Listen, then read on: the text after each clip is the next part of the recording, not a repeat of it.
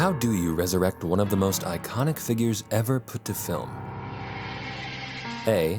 You could put the franchise to rest until it's long enough to bank on nostalgia. B. Let the Americans give it a shot. C. Let the Americans give it a shot again.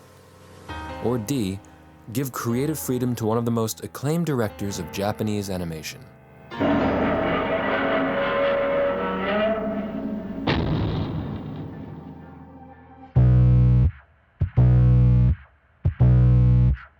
By 2004, Toho Pictures put Godzilla, that is, the real Godzilla, on hiatus for what they said would be 10 years.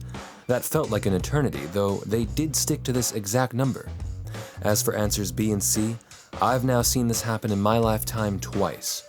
The first time, Toho answered with Godzilla 2000 as if they had to scrub the world's collective eyes of the 1998 disaster film as fast as they could. Godzilla 2000 is pretty low on the scale of the franchise, but it did feel like a Godzilla film.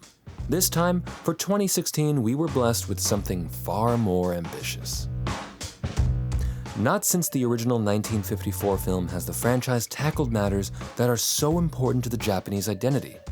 And while that may sound like a way to alienate foreign viewers, it's arguably the most accessible film in the series.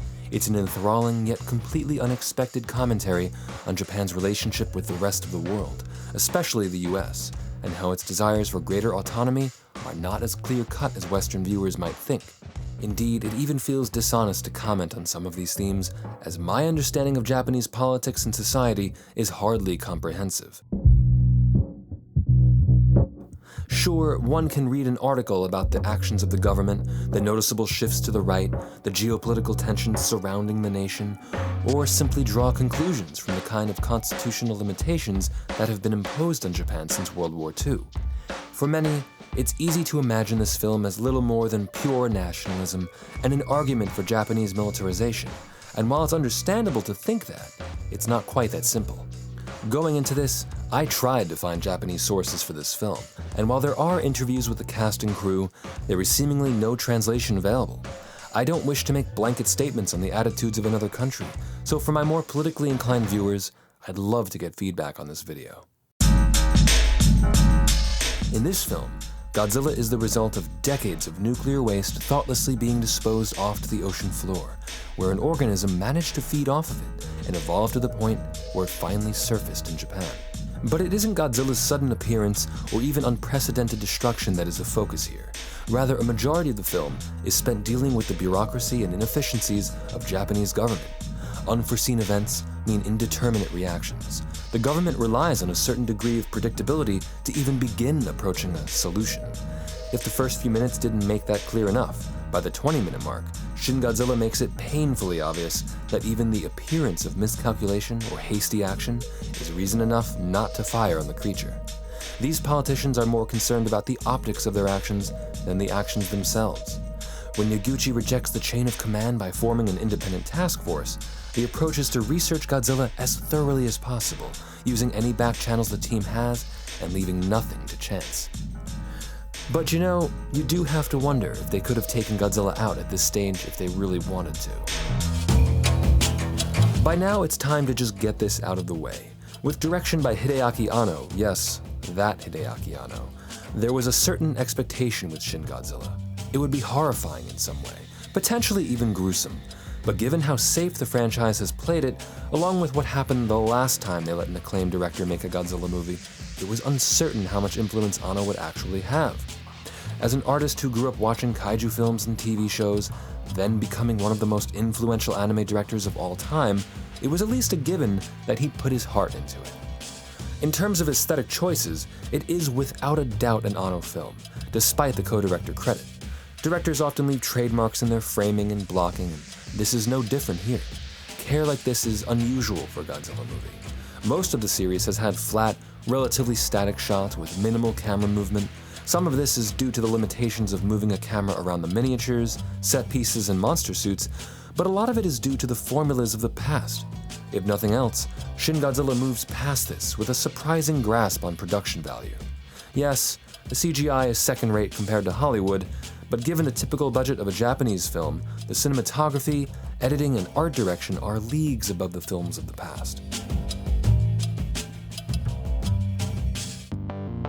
Given that Hideaki Anno hadn't worked significantly in live action prior to this, the only remaining questions were how the skills of an anime director would carry over to a live action production, and how obvious would his hand in the film be. Needless to say, the references to his past works are almost too easy to find. Musically,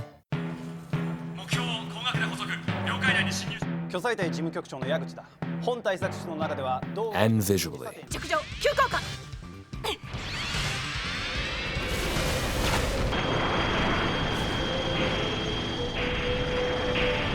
Some shots are even references to older, different animated works.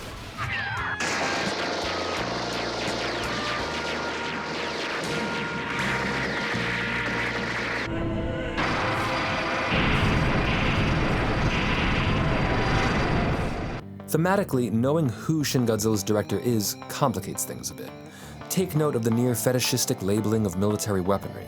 This is something Anno has done for years, and it's more an expression of his fascination with science and technology. The exposition surrounding Godzilla's origins, mechanism of evolution, use as a revolutionary energy source, and the approach the team takes in formulating a coagulant are rooted in what at least sounds like decently researched science. Even though most Godzilla films feature some kind of super science plot device, Shin Godzilla offers the first true understanding of Godzilla's potential physiology. Disaster films bear more than a passing resemblance to Shin Godzilla, uniting to overcome insurmountable odds or risking everything to just survive as a species. The responses seen in the first half of the film are an obvious satire of Japan's response to the 2011 Fukushima reactor meltdown, but the realities of both the past and very possible future are something the film takes seriously. Therefore, the efficacy of Higuchi's actions come into question. Is the film trying to say that a strong, legally empowered Japanese government is the answer? Even if you don't fully comprehend the surrounding geopolitics, the film makes it easy to understand Japan's side, given how much influence and control the US exerts over it. Shin Godzilla represents a kind of culmination of Hideaki Anno's past work in that it combines this present-day Japanese perspective with his broader views on human interactions. There's ingenuity and incomprehensible technology at play, complex plans of operation that require the collaborative efforts of a select few, and the possibility that this threat, as destructive as it is, represents a far greater understanding of the universe. If there's one fixation that Anno has, it's in systems, and how they can either tragically fail or succeed in a beautifully cohesive manner. In the very beginning, the scientist Goro Maki leaves behind the message, "I did as I pleased, now you do the same." What we do with that knowledge, with our power as a species, has no answer. One doesn't need to dig into his previous works to understand this. The message is quite clear that humanity only overcame this when working together, even if that means it's through information and political posturing. Even Godzilla, a mindless, godlike monster, understood this on an evolutionary level and attempted to adapt.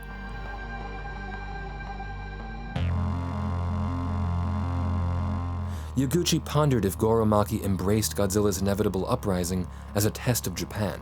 In other words, that the answer to Godzilla would not be simple. It would not be militaristic or isolationist. Japan must protect itself, but consider its actions in a global context. To coexist with Godzilla, as the film puts it, is to coexist with each other. Our relationships are so fragile that any one of us could become the enemy we see in Godzilla. It's this near-death experience told in a way that the series never quite could, that elevates this far beyond the standard Godzilla film. If I have any concerns, it's that the bar has been raised so high that whatever comes next has a lot to deliver. Now, don't be mistaken, this isn't high art or narratively groundbreaking material, but it's a refreshingly relevant movie that didn't need to be anything more than another enjoyable formulaic Godzilla film. If you look at it from a distance, it still holds to that formula. Godzilla arrives, knocks over some buildings, the military responds, Godzilla retreats, scientists discuss what they can do, Godzilla comes back, wrecks some more buildings, and either he's defeated or he beats the other monster and leaves.